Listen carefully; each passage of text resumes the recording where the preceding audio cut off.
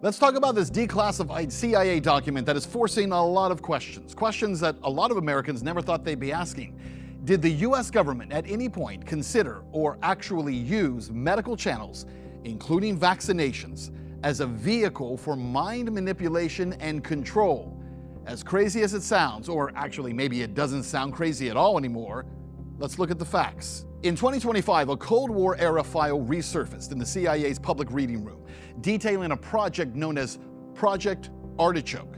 Project Artichoke ran from 1951 to 1956. Its purpose? Behavior control interrogation techniques, psychological manipulation.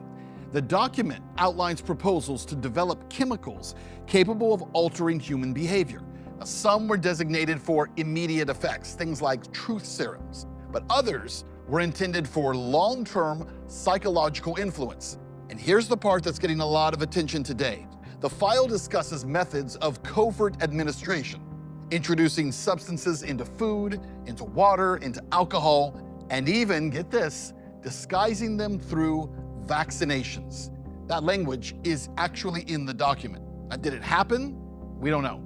But it was discussed. That's absolutely true. And there is more, because Project Artichoke would later evolve into something known as MK-Ultra, something you've probably heard of. It's a CIA program exposed during the 1970s during congressional investigations, including the Church Committee hearings. We know MK-Ultra involved non-consensual human experimentation that actually happened. We know that prisoners, that psychiatric patients, and military personnel were used as test subjects. We know that records were destroyed in 1973 against Congress's orders, leaving massive gaps in the historical record. Now, fast forward to today. Congresswoman Anna Paulina Luna is calling for new hearings into MK-Ultra and its predecessor programs like Artichoke. Now, if you're wondering why now, the answer is simple. Because trust in public institutions, especially in public health, has been shaken.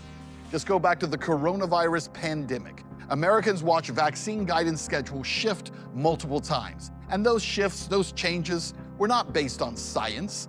The vaccines were experimental. They were rushed into production. And everything we were told about those vaccines was wrong. That they would prevent COVID. They didn't. That they would stop the spread. They didn't.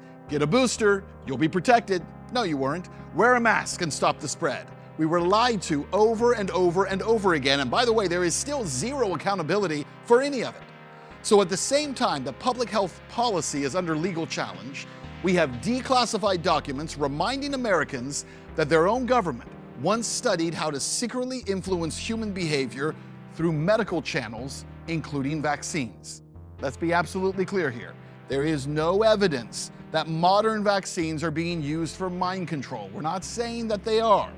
The point is this: the US government during the Cold War was willing to cross ethical and legal lines in the name of national security? What was it in the name of? I'm not even sure that's clear.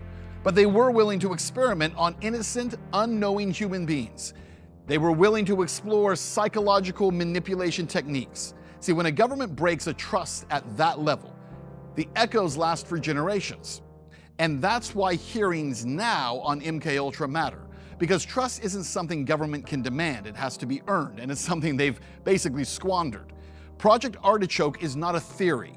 MK-Ultra is not a myth. And don't forget where the COVID virus came from in the first place. Our taxpayer dollars sent overseas for experimental gain-of-function research on viruses. Research that in the United States was and is still illegal. And our government agencies were funding it anyways. And that was just 5 years ago.